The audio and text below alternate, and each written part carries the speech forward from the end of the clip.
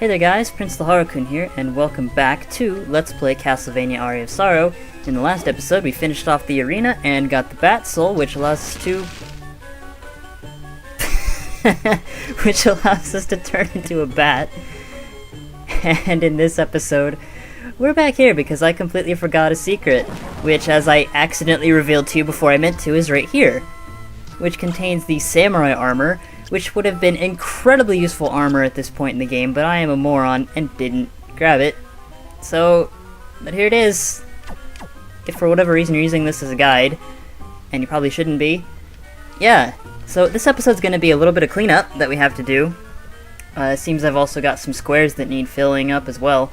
So, but there's also an area that I missed, so I'm going to go get that real quick, and I'll be right back. So hold on. Okay, so as it turns out, I am somewhat of an idiot, and I accidentally went the wrong way.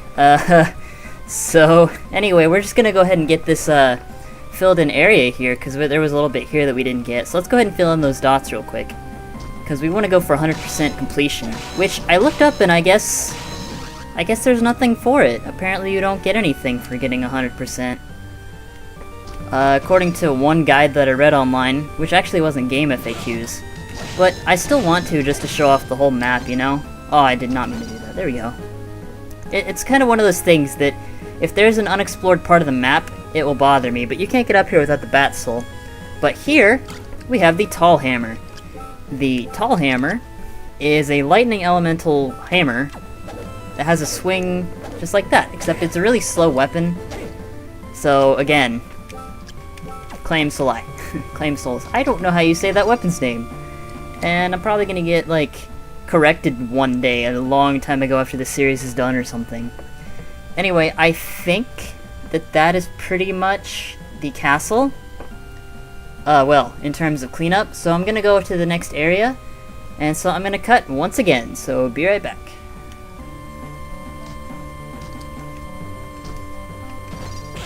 What? What? Okay, okay. It's cool. I understand. I understand you don't want me here.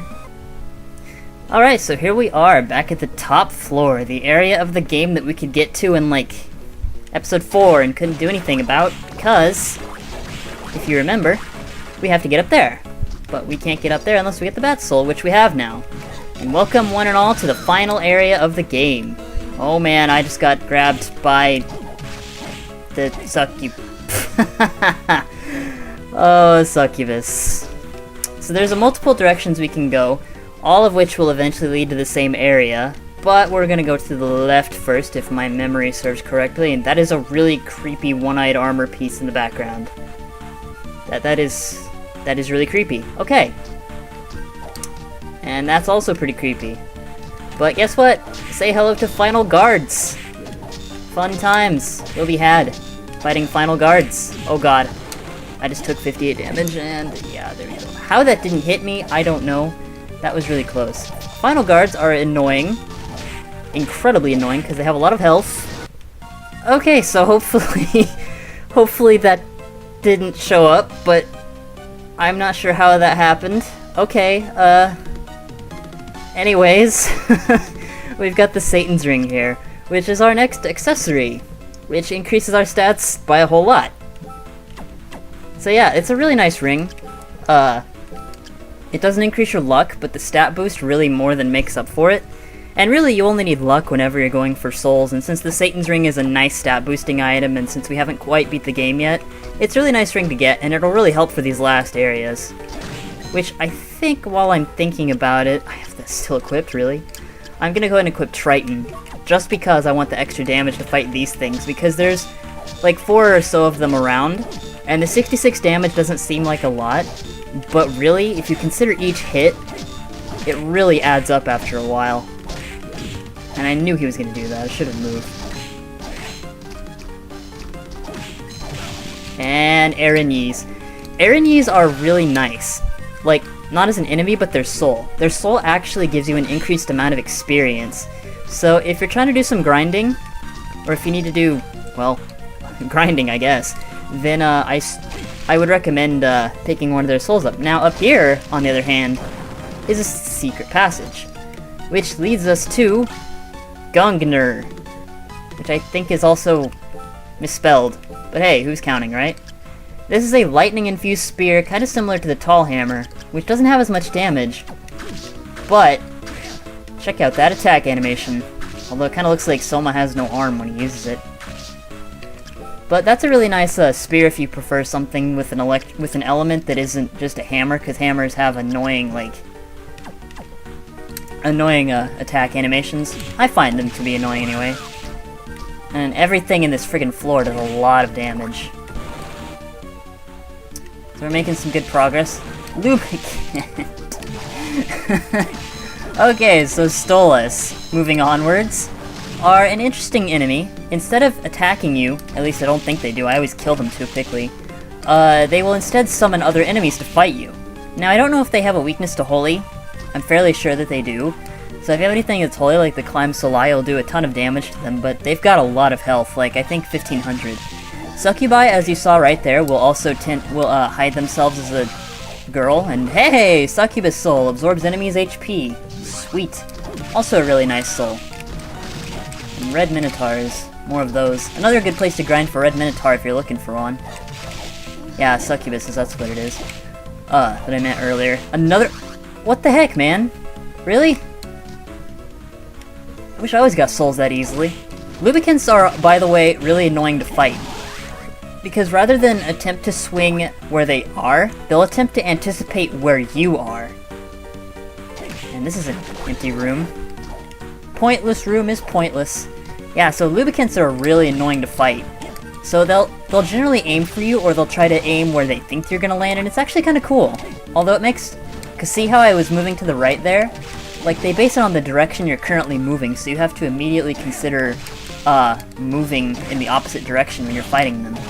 Like, see, it saw that I turned right and immediately made up for it. And here's a warp point for this area, so now you can come back and forth easily. And I think down here... Nope. I got hit by that. This place does hurt. Yeah, here we go. There's a super potion down here. And then we're gonna fill in those little small areas before we head back up. Because this area really isn't that big. It's tough in terms of enemies, but really when it comes down to it, this is just a straightforward romp.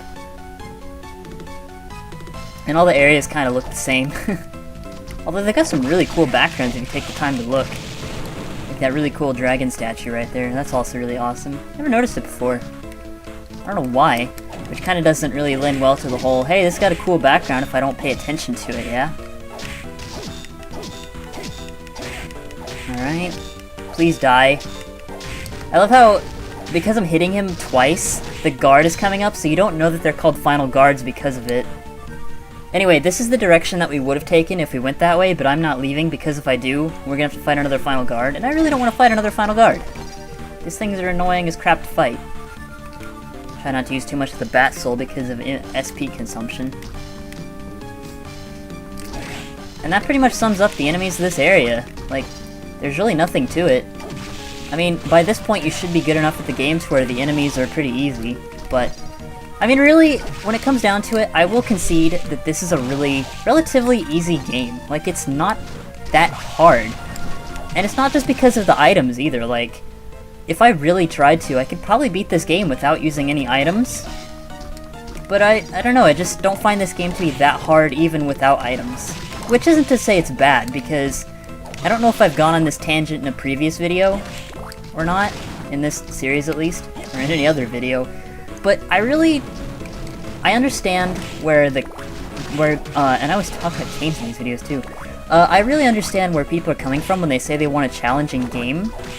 But at the same time, I don't think that every game needs to be, like, incredibly bone-crushing hard. Bone-crushing. Cause, like, I mean, I think the important aspect of a game is really just for it to be fun. I mean, I understand that some people find challenge to be fun, and, you know, that's totally understandable. Like, oh, that's what I was gonna tell you guys. Like, just recently, I beat Dark Souls, which is considered one of the hardest games to have been released this year. This year? It kinda came out a couple of years ago. Of this console generation. Oh, by the way, there's a shortcut here, before I go on. And we get the Hippogriff. Easily the most useful soul in the game. Now this enemy right here is the Iron Golem. Now everything you do to the Iron Golem will take one damage. And there is only one way, pun not intended, to actually kill him. He has 9,999 HP. So I would not count on being able to kill him by any normal means. And I don't have the soul to kill him right now. I was gonna get it, and I thought I got it, but I didn't. But anyway, oh yeah, the Hippogriff soul allows you to shoot in the air an infinite amount of times like this. So you don't even need the Bat soul anymore. And we got the Calidbolg up there. There's also a lot of Araignees in here too. Not the best place to grind them, but they're really annoying. Anyway, I don't think that difficulty necessarily makes a game. Like, a lot of people are like, oh, games of this generation are too easy. And to an extent, I thought he was dead for some reason. What am I doing? And to an extent, I can understand where those people are coming from. But at the same time, I mean, it is kind of silly to just say every game needs to have an incredibly ridiculous difficulty to be good. Because, personally, I don't think that it does. For example, I'm a really big fan of Animal Crossing. And if you haven't played Animal Crossing, to say that Animal Crossing is a hard game, yeah, it's not. But again, that does not necessarily make it a bad game. In fact, I wouldn't want Animal Crossing to be hard because of what it is. In fact, I think that because it isn't hard, and that there is no difficulty, is what makes it such an endearing video game. And that's just, you know, that's just it. Like, sometimes, for example, the Golden Sun games, for example, they're not very hard, really, when it comes down to it. I mean, there's a lot of easy strategies that you can use, but that game is, I like to consider it a beginner's RPG. And there is nothing wrong with that. There's absolutely nothing wrong with a game intending to be easy. Now, do I want games to constantly hold my hand the entire way like they have been now with these constant pop-ups of tutorials and telling me how to walk with the left stick? No, that's different. That's not really difficulty, that's just the game being annoying, if you ask me, because yes, I know how to move in a video game, and I'm pretty sure everyone knows how to. Like, if I could be a little bit old here, video games back then didn't have to tell you that the D-pad, which have arrows on them, tell you, hey, this is how you move. We just kind of knew. By the way, this right here is a shortcut back to the clock tower. We actually saw this in a previous part. So if you want to head this way, this will lead you to the clock tower, if you're interested in that shortcut. But yeah, I know that it was handled in sequelitis, and I think I may have gone on a tangent about sequelitis and my opinion of this game and may have gone on that, but I can't really remember. But yeah, this just... I just kind of get annoyed when people do that. Like, it kind of comes down to preferences. You know what I mean? At the end of the day, video games are all about preferences. And yes, they don't make games like they used to because, I mean, besides the whole company idea, it makes sense for games to change. I mean, have you ever seen a movie from the 1950s and compared it to a movie from the year 2000? They're pretty much not going to be the same thing. And they're not supposed to, because society changes, people's ideas change. And again, I can totally understand wanting to play an old-fashioned game. But, I don't know, I just think it's silly how, for people to consider a challenge to be, like, I don't know. That's just me. Just an opinion. You can disagree. I don't really care. Because again, if I didn't like challenging games, I wouldn't have beat Dark Souls. Okay, so, now that I've tangented my way all the way through this and totally forgot to show off a weapon, the Calidbolg, which is a Sword of Darkness, which has a pretty cool attack animation, really. It's a nice little, I almost want to call it a, it's got a nice attack, too. I kind of want to call it a dagger, but it's not. Anyway, with that out of the way, we have come to a really strange armor piece. We have 98.9% of the castle explored. And we walk up these stairs. And what awaits us? but a boss door. What'll be in this boss door? You'll have to find out next time. Alright, next time on Castlevania Aria of Sorrow. As soon as I fill in these last little square pieces, we're gonna finish the fight. Hope you guys are ready. I'll see you guys then. Later, guys.